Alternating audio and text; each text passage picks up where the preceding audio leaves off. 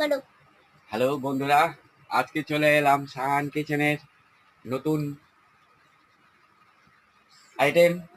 বৃষ্টি রাত্রে খিচুড়ি খিচুড়ি হচ্ছে।